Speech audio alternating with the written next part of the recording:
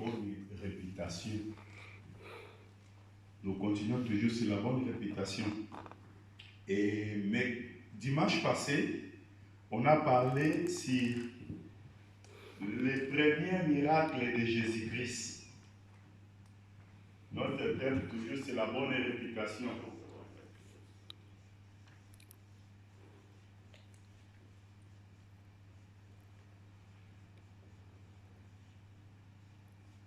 La bonne réputation comme notre thème. Nous sommes toujours dans le livre d'Ecclésiaste, chapitre 7, verset 1er. Et dimanche passé, on a parlé sur le livre de Jean. Jean chapitre 2, premier verset jusqu'à 11e verset.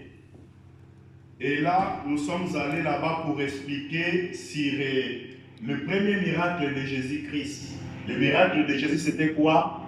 C'était, il a transformé l'eau en vin. Jésus a transformé l'eau en vin.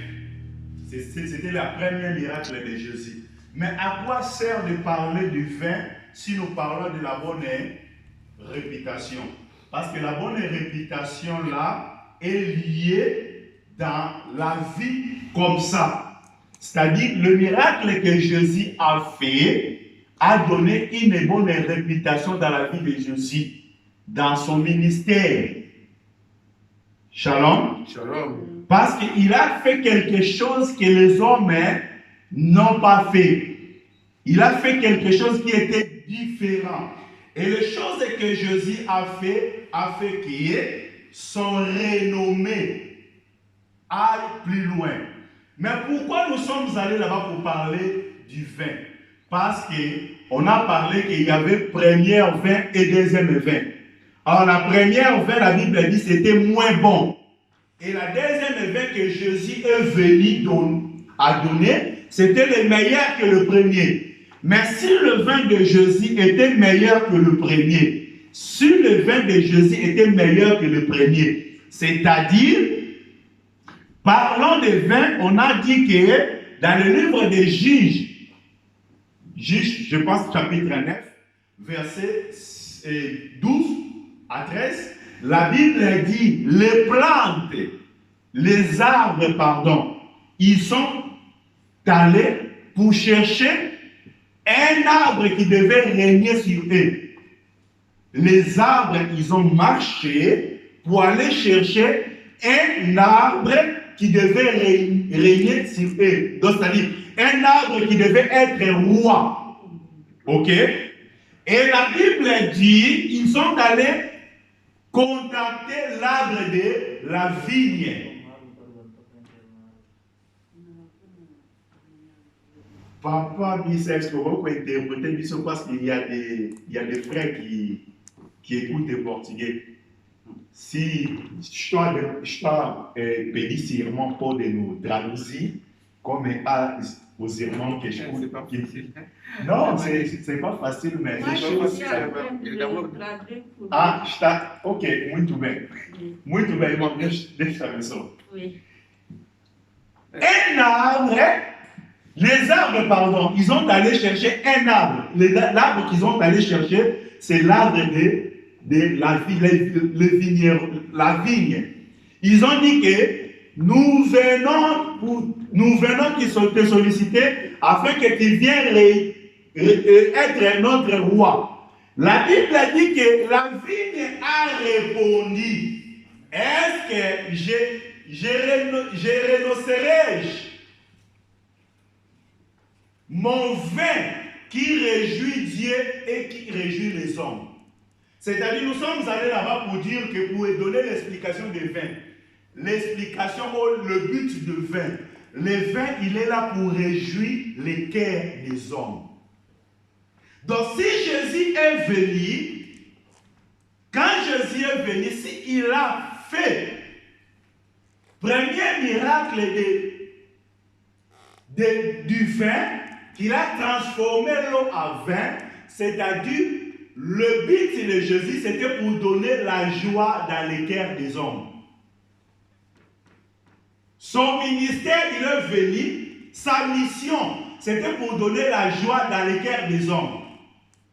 C'est-à-dire, s'il y avait le premier vin, et Jésus est venu pour transformer l'eau en deuxième vin, le premier vin, nous allons expliquer comment c'était la première dispensation, car Dieu a visité le peuple pour la première fois. C'est-à-dire, par là, nous parlons de Moïse, parce que la Bible dit, la loi est venue par Moïse, la grâce et la vérité est venue par Jésus. C'est-à-dire, la loi, c'est le premier vin. Et la grâce et la vérité, c'est la deuxième vin. Est-ce que nous comprenons? C'est pour cela que j'ai donné aussi un autre verset de Éphésiens. Éphésiens chapitre 5. Éphésiens chapitre 5, verset 18. Éphésiens chapitre 5, verset 18. La Bible dit, ne vous ne livrez pas du vin, car c'est la débauche. Au contraire, soyez remplis de l'esprit. Ah, mais comment le vin qui réjouit les cœurs, le vin là, c'est une débauche. Si quelqu'un boit beaucoup de vin, il devient, s'il est livré du vin, c'est le débauche. C'est-à-dire qu'il y a un des autres qui va rentrer dans sa vie. Mais comment Jésus là, le même Jésus, qui est venu transformer l'eau en vin, mais il savait que le vin va rendre les hommes à la débauchité. C'est-à-dire, le vin que Jésus est venu de donner à l'église, ce n'était pas le vin physique.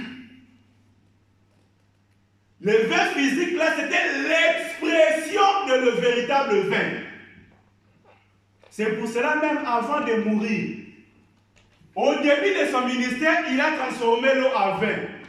Dernière aussi, avant de mourir, il a pris une coupe de vin avec le pain. Il a dit, ce pain, c'est mon corps. Il a pris le vin, il a dit, ce vin, c'est mon sang. C'est-à-dire, parlant de vin que Jésus est venu donner, le vin là, ce n'était pas le vin normal comme ça, mais c'était le sang, son propre sang. Or, la Bible dit que la vie d'un homme, ou la vie d'un être humain, s'habite dans le sang. La raison pour laquelle Dieu avait interdit en Israël de ne pas manger la chair avec son sang. Parce qu'il avait expliqué que l'âme d'un animal s'habite dans le sang. Shalom. Shalom. C'est-à-dire Jésus, quand il a donné son sang, il a donné sa propre vie. Or, la vie que Jésus a donnée, il a dit, qu'est-ce qu'il a dit à ses disciples? Il a dit que votre cœur ne se trouble point, croyez à Dieu et croyez en moi. Dans la maison de mon père, il y a plusieurs demeures. Je vais aller préparer. Mais je ne vous laisse pas des orphelins. Je vous enverrai l'esprit de la vérité. Oh, dans le Jésus là, je serai avec vous jusqu'à l'extrémité du temps. C'est-à-dire le Jésus qui est parti, le Jésus qui est resté avec nous aussi. Or, le Jésus qui reste aujourd'hui avec nous, il reste avec nous par son esprit. Amen. Est-ce que l'Église me comprend bien? Amen. Jésus est avec nous par son esprit. La raison pour laquelle le frère Paul, il compare que le vin est comme l'esprit. Il a dit, ne vous ne livrez pas du vin. Au contraire, soyez remplis de l'esprit. Celui qui est livré de vin, c'est lui qui est rempli du vin. Mais, il a dit, c'est pas bien. Ce qui est important, c'est bien que vous soyez remplis de l'esprit. Que le Seigneur nous bénisse. Amen. Que le Seigneur nous bénisse. Amen. Que les vins que nous prêchons à l'église, ce n'est pas les vins là que les gens vendent sur le supermarché. Les vins que Jésus est venu donner, il a pris des choses physiques comme ça pour nous expliquer des choses spirituelles. Les vins que Jésus donne aujourd'hui, ce n'est pas le vin qui est dans le supermarché. Si Jésus avait donné le vin, il voulait que nous soyons enivrés de ces vins-là. Les vins-là, je suis en train d'expliquer ça comme l'esprit. Or, le contraire, diable aussi, il est imitateur. Le diable, il est imitateur. Il est en train d'imiter tout ce que Dieu a fait. Aujourd'hui, on va parler maintenant les vins qui enivrait les rois ou la population de ce monde. Si Dieu nous a enivrés du vin, le diable aussi a enivré ce monde. C'est-à-dire, on a expliqué la bonne réputation de Jésus, c'était lié par le vin qu'il a donné. Quand il a changé l'eau en vin, sa renommée est allée au loin. C'est ça la réputation. Et aujourd'hui aussi, le diable aussi utilise la même formule. Il utilise aussi le vin. Il donne le vin. Et le vin là porte aussi une réputation. Mais ces réputations-là, même si les hommes peuvent voir ça comme c'est une bonne réputation, mais c'est une mauvaise réputation devant Dieu. Parce que les choses qu'on est en train d'expliquer ne sont pas des choses selon les hommes, mais nous sommes en train d'expliquer des choses selon Dieu. Que Dieu nous bénisse. Amen. Aujourd'hui, on va toucher un peu la prophétie. La prophétie, c'est un peu compliqué. La prophétie, c'est un peu compliqué, mais c'est très important. On va toucher la prophétie. Apocalypse chapitre 17. Les choses que je vais expliquer aujourd'hui, c'est un peu compliqué. Mais avec l'aide du Saint-Esprit, nous allons comprendre. Je commence au premier verset. Apocalypse chapitre 17. Je commence au premier verset. La Bible a dit, puis un de ces anges qui tenait le sept coupes,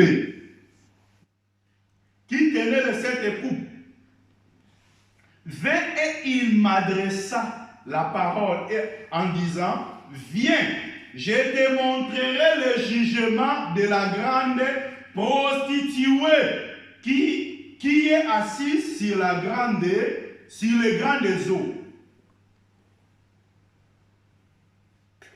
C'est-à-dire, l'ange qui avait les sept coupes, il est venu vers Jean, il a dit, viens, je te montrerai quoi? Les jugements. Bien-aimés dans le Seigneur, les gens ignorent sur le jugement de Dieu. Mais moi, je te dis, Dieu n'est pas un fils de l'homme pour mentir. Ce que Dieu parle, ça arrivera. Même s'il prend le temps, il y a un jugement pour ce monde. La Bible a dit que viens, je vais te montrer le jugement. Mais c'est le jugement de qui? De la grande prostituée qui est assise sur quoi? Sur les grandes eaux. Ok? Mais les grandes eaux, c'est quoi? La grande prostituée, il est assis sur les grandes. Là, c'est la prophétie. La prophétie, Dieu peut utiliser eau, il parle de l'eau, mais c'est l'eau-là, ça ne parle pas de l'eau normale comme ça. L'eau-là, il y a une signification. Je donne directement l'explication des eaux. Le même Apocalypse chapitre 17, on va lire maintenant verset 15. La Bible dit comme ça. Et il me dit, les eaux que tu as vues, les eaux que tu as vues, et il me dit, les eaux que tu as vues, sur lesquelles la prostituée est assise, ce sont des peuples, des foules, des nations et des langues. Les eaux sont de quoi?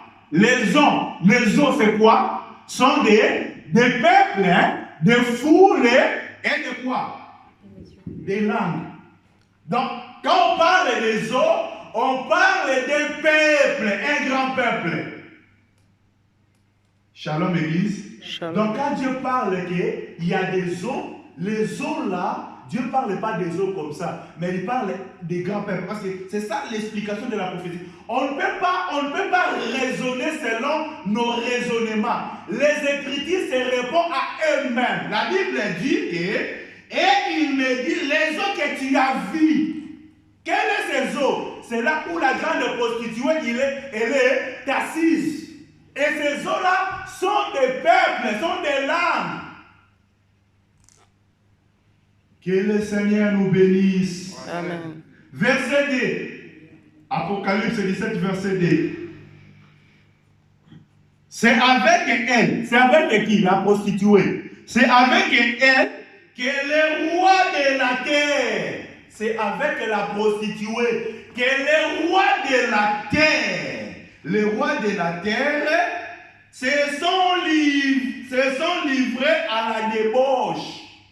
Les rois de la terre se sont livrés à la débauche. Et c'est du vin. Oh, Dieu a donné du vin. Jésus a donné du vin. Mais la prostituée aussi, il donne du vin. Est-ce que vous me comprenez bien? Que à cause du vin, que le roi de ce monde, il s'est livré à la débauche. Que le Seigneur nous bénisse. Amen. Et c'est du vin de la débauche que les habitants de la terre aussi, non seulement les rois, mais tous les habitants de la terre aussi, se sont enivrés. Les habitants de la terre, à partir des rois et tous les habitants de la terre, se sont enivrés. Enivrés de quoi? Du vin. Les rois de ce monde, tous les rois de ce monde, et toute l'humanité de la terre se sont enivrés du vin. Du vin de qui? De la grande prostituée. La grande prostituée. Verset 3. Et il me transporta en esprit dans un désert. C'est-à-dire l'ange, il a transporté encore Jean dans un désert. Et quand ils sont arrivés dans ce désert, et je vis une femme. Et je vis une femme assise sur une bête écarlate. Et une écarlate plein de noms de blasphémateurs, ayant cette tête et dit corne. Oh, oh, oh, oh. Jean, elle a été transportée dans le désert. Quand elle est arrivée dans le désert, elle a vu encore la même. Oh, que le Seigneur soit béni. Amen. Il a vu cette femme, la même femme est là. Mais cette femme est là maintenant, là, elle était assise sur les eaux. Mais ici, ce n'est plus les eaux. Il est assis sur une bête. Là, c'était les eaux. Ici, c'est une bête. Bon, on va expliquer la bête, c'est qui. Mais d'abord, on va voir qu'elle est assise sur une bête. Ah, si je laisse seulement les bêtes comme ça, ça serait un peu difficile. Je vais prendre 1 Corinthiens chapitre 15 pour expliquer la bête. Parce que ces choses sont importantes. La bête aujourd'hui, c'est quoi? Frère Paul a dit, il a fait des combats avec des bêtes. Mais frère Paul, les bêtes là, il était où? Quand tu dis que tu as fait des combats en Éphèse avec des bêtes là sont des qui? 1 Corinthiens 15. 1 Corinthiens 15. Quel verset qu'on va prendre? Nous commençons à verset 30. Et nous, pourquoi sommes-nous à tout temps en péril? Pourquoi sommes-nous à tout temps en péril? Chaque jour, je suis exposé à la mort. Je l'atteste, frère, par la gloire dont vous êtes pour moi le sujet en Jésus-Christ notre Sauveur. Verset 32. Si c'est dans cette vie humaine que j'ai combattu contre les bêtes. Là, c'est en pluriel. Hein? J'ai combattu contre les bêtes à Éphèse. Quel avantage m'en revient-il si les morts ne ressuscitent pas, mangeons, vivons, car demain nous mourrons. Paul l'a dit, si les morts ne ressuscitent pas, quel est l'intérêt? Quel est l'intérêt? Si en effet il a combattu contre les bêtes, c'est-à-dire les bêtes, et là qui a dit les bêtes, aujourd'hui, il a donné son vin au roi et les habitants de la terre, ils sont devenus aussi des bêtes comme lui. Est-ce que vous me comprenez? Je vais vous donner l'exemple. Hérode, il voulait arrêter Jésus. Quand il a écouté que Jésus est entré, il est en train de prêcher la parole de Dieu. Il a cherché un moyen pour arrêter Jésus. Jésus, au lieu de parler d'Hérode, il a dit, allez dire à ces renards. Qui est renard? C'est l'Hérode. Et qui est le renard? C'est une bête. Va dire à ces renards, j'ai aujourd'hui, demain, après-demain à travailler. Oh Jésus. Mais il est roi, Jésus, quand même un peu de respect, Tu traites un roi comme une bête. Oui, parce que la Bible dit que c'est la grande prostituée qui a donné son vin au roi, et ces rois-là sont devenus de qui? Là, je ne vais pas expliquer, sinon... Mais tu peux me dire, mais frère, tu commences à devenir fou. Mais comment tu vas traiter des rois comme des bêtes? Ce n'est pas moi, c'est les Écritures. Je parle de ce que les Écritures ont dit. Parce qu'aujourd'hui, les gens, ils ont beaucoup confiance au roi de ce monde, qui ont confiance à la parole du Seigneur. Beaucoup ils ont beaucoup confiance aux habitants de la terre. Ah, regarde, tout le monde les font comme ça. Mais ils ne savent pas que ce qu'ils font là, c'est le vin de la prostituée. Ce n'est pas le vin du Seigneur. Le Seigneur a donné le vin, mais la grande prostituée aussi a donné son vin. Mais son vin là, ce n'est pas... ceux qui ont bu ça, ce sont des rois de la terre. Et quand on parle des rois, le roi, il est représentant de tout le peuple. Si le roi a dit, tous les peuples aussi vont boire les mêmes vins. Est-ce que vous me comprenez? Amen. Quand ils ont amené Daniel à Babylone, la Bible dit que le roi a choisi les hommes qui étaient beaux de visage et qui avaient l'intelligence pour être enseignés selon l'enseignement du roi. Mais qu'est-ce qui est arrivé? Le roi aussi a donné la nourriture pour tous. Ah. Donc celui qui marche avec le roi, il faut qu'il mange aussi la nourriture du roi. Et le vin aussi du roi. Mais Daniel, en savant que le vin du roi n'est pas bien, il a dit non, nous ne mangerons pas la nourriture du roi, nous ne buvons pas le vin du roi. Non, celui qui était au service de Daniel, non, vous allez mettre ma vie en péril. Si le roi voit que votre visage est abattu par rapport aux autres, c'est moi qui va tomber.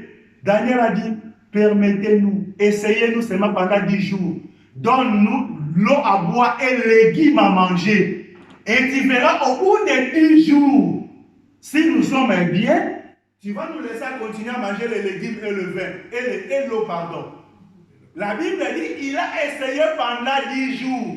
Au bout de 10 jours, il a constaté que l'apparence de Daniel et de ses compagnons, c'était plus meilleur que ceux qui mangeaient la nourriture du roi. Est-ce que vous me comprenez? Amen. C'est-à-dire la nourriture des rois, ça peut être délicieux dans les yeux comme ça. Mais pour la santé, ça ne donne pas une bonne santé. Ce qui donne la santé, C'est le vin que Daniel a pris dans son pays. C'était le vin de l'Éternel. Il a dit, laisse-moi de continuer à manger légumes et de boire de l'eau. Alors de l'eau là, c'est l'eau que Jésus a fait transformer au vin. C'est quand on parle de vin, on veut parler de la parole. Quand on parle de l'eau, on parle aussi de la parole. Le vin représente la parole. Parce que quand quelqu'un a bu le vin, c'est que vous verrez que cet homme a bu du vin, les paroles qui vont commencer à sortir de ma bouche. Ah, vous êtes rien, vous. Moi, je suis plus que vous. Moi, je mange bien, je suis patron. Hein? Qu'est-ce qu'il veut chercher à vous? Est-ce que vous avez vu quand quelqu'un dit du vin comme ça? Hein? Et il devient joaillier. Il voit que c'est lui qui est au-dessus de tout. Il passe tout le monde. Mais quand le vin va passer, il va se dire, mais qu'est-ce que... Mais j'avais l'argent. Mais j'avais ça. Il en a pris. Pourquoi? Parce que c'est le vin du roi. Mais le vin du Seigneur, c'est ça qui donne la bonne santé. C'est ça qui fait prospérer. C'est pour cela que la Bible dit, c'est la seule bénédiction de l'Éternel qui enrichit. Et il fait suivre aucun chagrin. Que le Seigneur nous bénisse. Amen. Les rois de ce monde et tous ses habitants sont sont remplis de vin. C'était verset 4. Verset 3, pardon. La bête est là. La bête. Aujourd'hui, la bête, c'est l'organisation mondiale. L'organisation mondiale, c'est la bête. Vous savez, quand Obama est devenu président, sa voiture a été nommée la bête. Les gens, ils voient des choses, mais ils ne comprennent pas. C'est la bête. C'est le monde. Aujourd'hui, la bête, on peut dire comme c'est Nations Unies. Toutes les nations qui sont réunies, c'est ça l'eau. L'eau. C'est ça l'eau. Et dans ce lot-là, celui qui est assis, c'est la femme. C'est la bête, c'est l'organisation du monde. La bête, si nous retournons un peu, nous allons voir, c'était quoi? Le tour de Babel. Quand les hommes, ils ont dit, réunissons-nous, on va faire un tour qui va aller jusqu'au ciel. C'est ça les pensées de la bête, c'est ça les pensées de la femme prostituée. Il veut aller jusqu'au ciel, bien-aimé. C'est ça son but. C'est ça. Qu'est-ce que la Bible dit? La bête, je vais expliquer la bête directement. On prend verset 9. On prend verset 9. On prend le même Apocalypse 17. On prend verset 9. Le verset 9, la Bible dit, c'est ici l'intelligence qui a de la sagesse. Les 7 têtes sont 7 montagnes sur laquelle la bête est assise. Ce sont aussi, vous voyez, la tête est où? La bête, cette bête-là, non, je ne peux pas expliquer là parce que la Bible dit que cette bête-là, qu'est-ce que je veux dire? Bon, on va aller, parce qu'il y a moins de temps, on va passer plus ou moins pour parler ce qui est le nécessaire. La Bible dit que ce sont aussi 7 rois, n'est-ce pas? Là, c'est verset 10. Verset 9, la Bible dit comme ça. C'est ici l'intelligence qui a de la sagesse.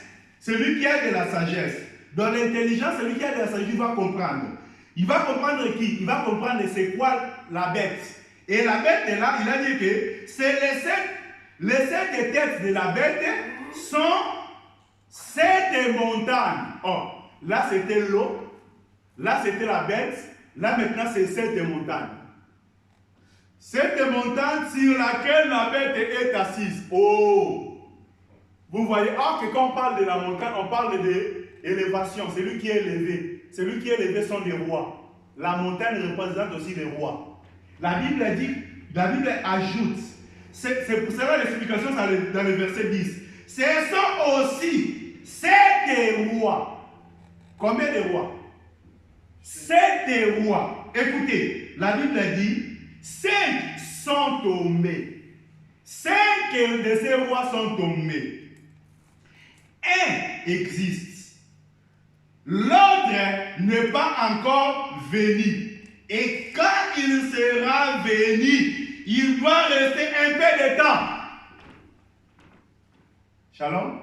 Shalom. Shalom, Église. Shalom.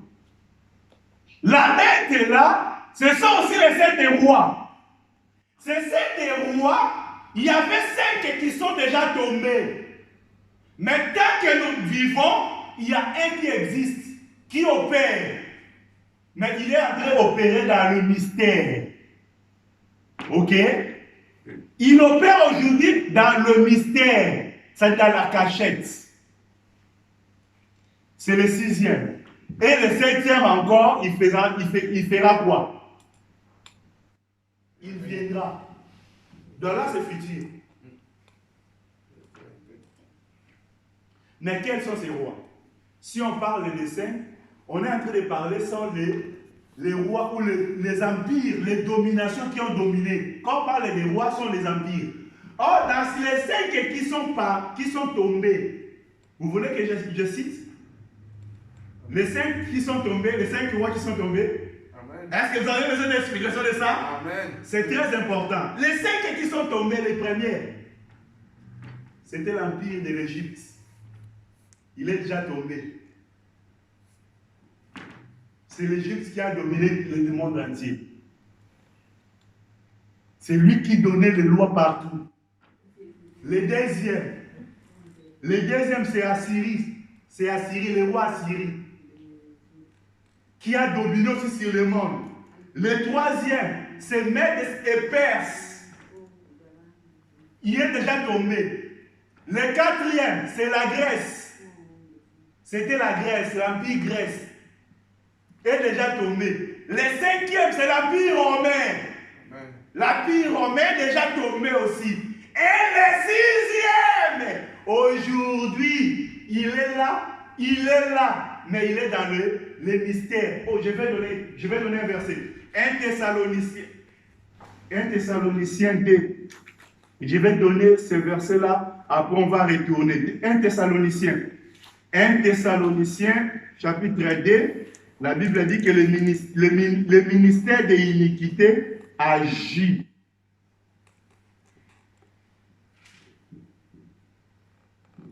Agit. 1 Thessaloniciens.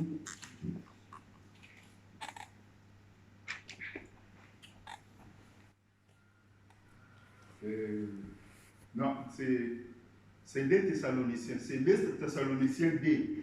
Nous commençons à verset 5. 2 Thessaloniciens 2, nous commençons à verset 5. La Bible dit, ne vous souvenez-vous pas que je vous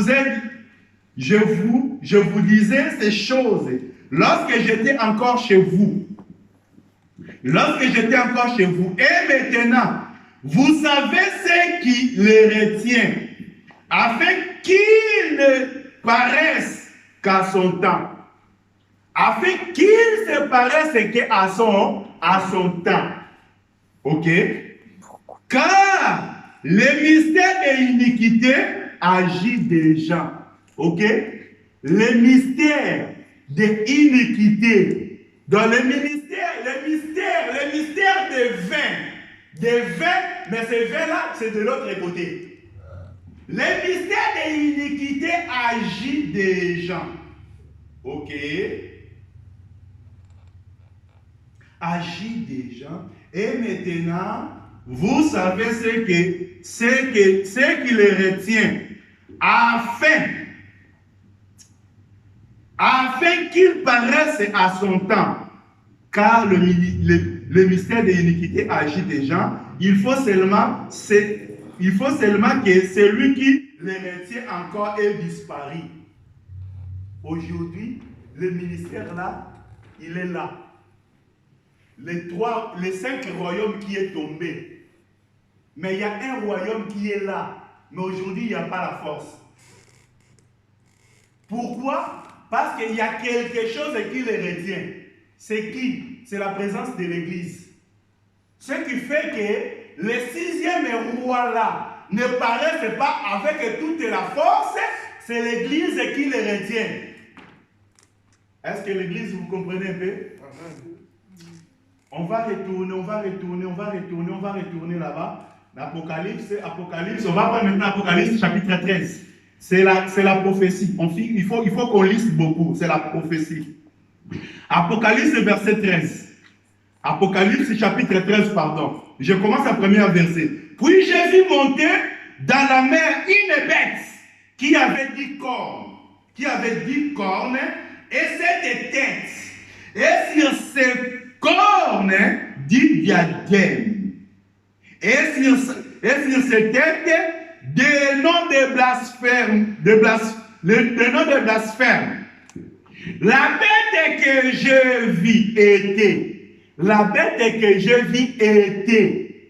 Vous voyez? La bête que je vis était semblable à était semblable dans le passé. Était semblable à un léopard. Ses pieds étaient comme ceux d'un ours et sa gueule comme une gueule de lion. Les dragons lui donnaient sa puissance, son trône et une grande autorité. Qui a donné aux bêtes l'autorité? C'est les dragons. Est-ce que l'Église, vous comprenez? Amen. C'est pour cela les jours que Jésus, après avoir gêné 40 jours et 40 nuits, diable est venu vers lui. Il a mené Jésus au sommet du temple. Il a dit, jette-toi. Non, il a dit non. Si tu m'adores, tu restes à genoux devant moi, je te donnerai toute puissance de ces mondes parce qu'il m'a été donné. Vous voyez? Donc, celui qui domine, c'est les dragons. Et les dragons là, c'est lui qui donne le pouvoir à ceux qui veulent. La Bible dit très bien que les dragons donnent sa puissance, son trône et une grande autorité. C'est les dragons qui donnent.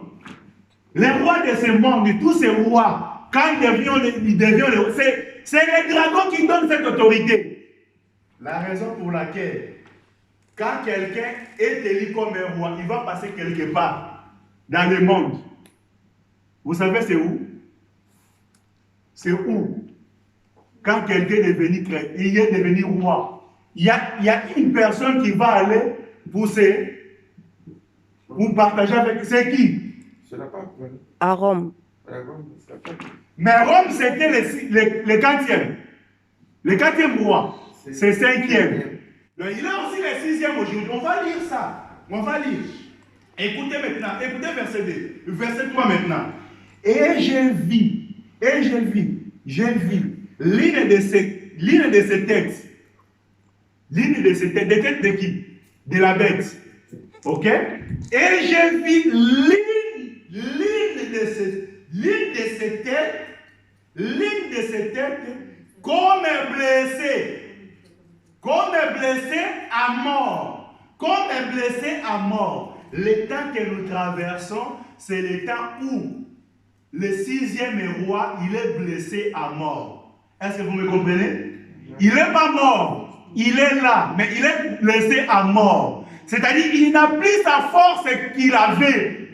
Qui empêche cette force-là? C'est la présence de l'Église. C'est le Saint-Esprit qu'on a aujourd'hui. Si le roi, là, le 6e roi, aujourd'hui, il n'opère pas avec toute sa force. Il est en train d'opérer dans le mystère, dans la cachette. Parce qu'il y a quelqu'un qui les retient. Celui qui les retient, c'est nous, l'Église du Seigneur. Amen.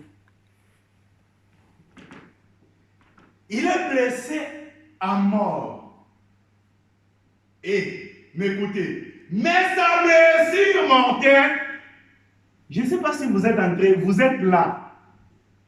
Apocalypse 13, verset 3. Et j'ai vu l'un de ses têtes, comme un blessé à mort. Mais sa blessure mortelle fut guérie.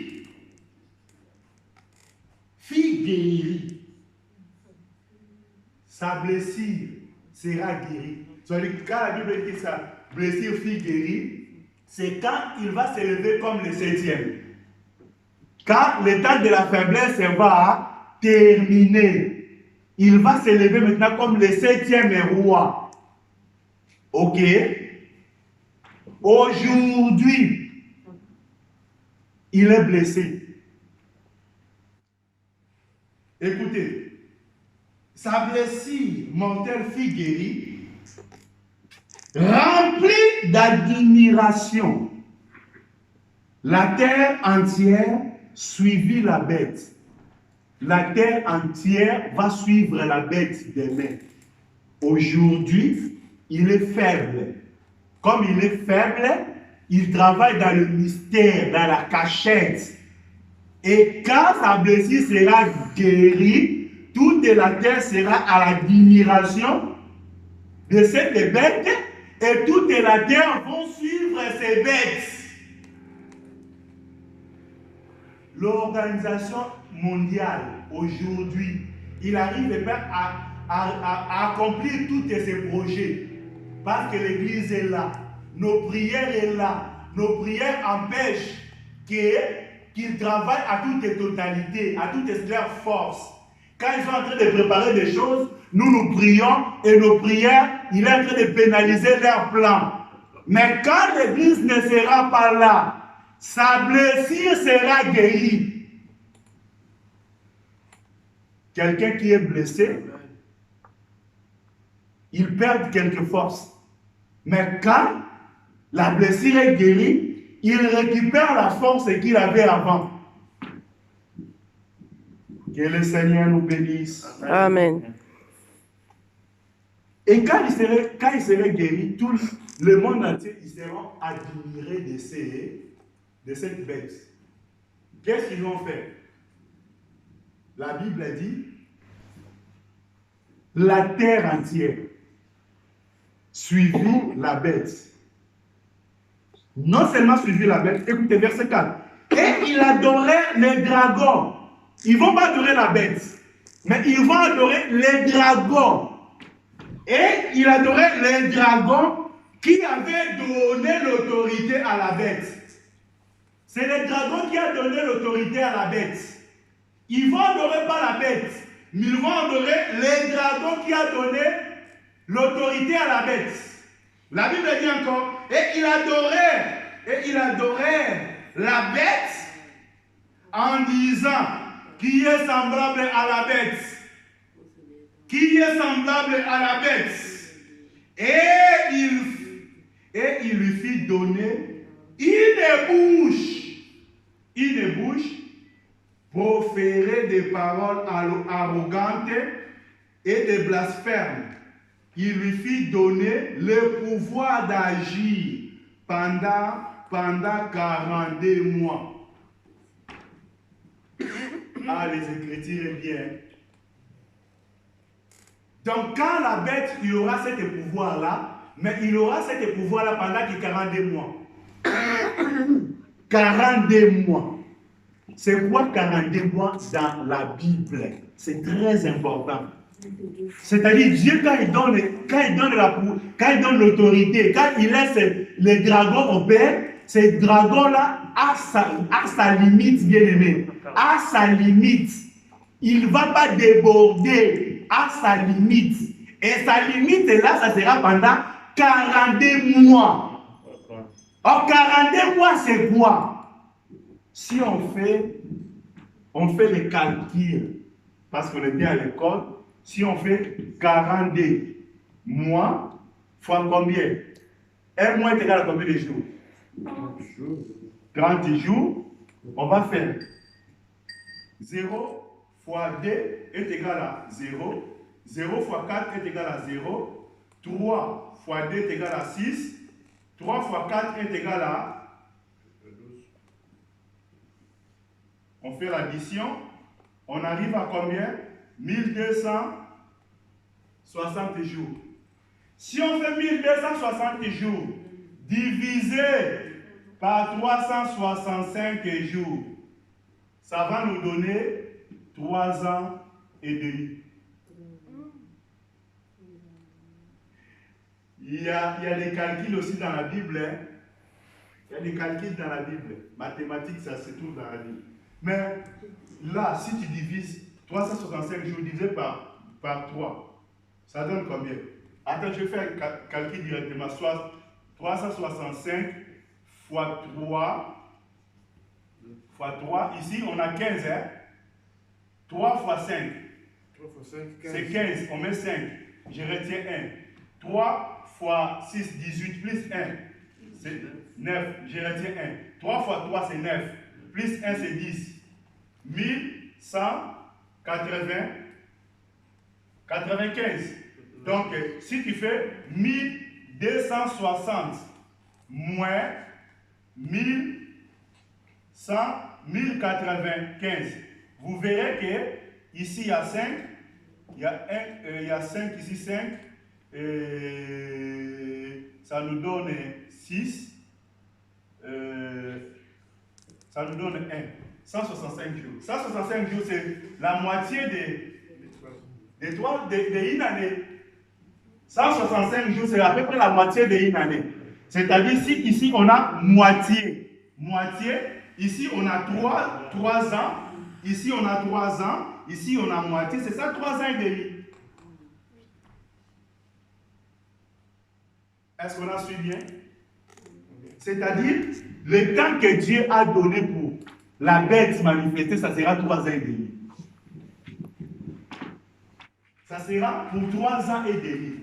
Mais, c'est quoi ces 3 ans et demi? Là, si je rentre, je vais toucher 70 semaines de Daniel. Parce que Daniel avait prié pour son peuple, pour pécher de son peuple. Quand Daniel a commencé à prier, Dieu a envoyé son ange pour venir donner la réponse à Daniel. Et l'ange a donné réponse à Daniel en disant que Daniel, sachez-le que les 70 semaines a été donné pour ton peuple. Pour le rétablissement de ton peuple. Mais dans ces 70 semaines, on aura 62 semaines sur 7 semaines. Et si on prend 62 semaines et 7 semaines, ça nous donne 69 semaines. Ok? Il y avait la prophétie de 7 semaines et il y avait la prophétie de 62 semaines. Dans le Daniel chapitre 9. On va parler là-bas. Je touche seulement pour passer, on parlera plus tard. Donc, le peuple d'Israël, pour leur salut, Dieu a donné 70 semaines pour eux. C'est-à-dire, à la fin des 70 semaines, Dieu devait visiter son peuple. Mais, pendant qu'ils ont commencé, quand la prophétie a été donnée, jusqu'à ce qu'ils ont commencé à reconstruire le mur de Jérusalem, il y avait 7 semaines et 62 semaines. C'est-à-dire, ça a donné 69 semaines. Dans ces 69 semaines, quand Dieu donne la promesse que je vais opérer au bout des 70 semaines, et il a opéré pendant 69 semaines, ça reste combien de semaines? Si les 70 semaines, si on enlève les 69 semaines, ça reste combien de semaines? Une semaine. Ok? Or, quand on parle de une semaine, une semaine a 7 jours. Une semaine a 7 jours. Shalom, Église. Shalom. C'est-à-dire, si nous divisons maintenant une semaine par 2, ça va donner 3 jours et demi. Or, la Bible dit, un jour est comme un an devant le Seigneur. Donc, quand on parle de 7 jours, on parle de 7 ans. C'est pour cela que Apocalypse chapitre 11. Apocalypse chapitre 11. On me donna un roseau semblable à un verge en disant, lève-toi et mesure le temple de Dieu, l'autel et ceux qui l'adorent. Mais les parvis extérieurs du temple, laisse-le de côté et ne le mesure pas, car il a été donné aux nations. Et elle foulera aux pieds la ville sainte pendant 42 mois. La ville sainte encore sera foulée aux nations par 42 mois. On a fait l'épreuve que 42 mois est égal à 1260 jours. 1260 jours, on a fait que est égal à 3 ans et demi. C'est le temps où les nations vont dominer sur la terre sainte. Shalom Église. Shalom. Écoutez, verset 3. Je donnerai à mes deux témoins le pouvoir de prophétiser. Je donnerai à mes deux témoins le pouvoir de prophétiser. Revêtis de sacs pendant 1260 jours. Vous voyez 42 mois? 42 mois, 1260 jours est sorti encore là.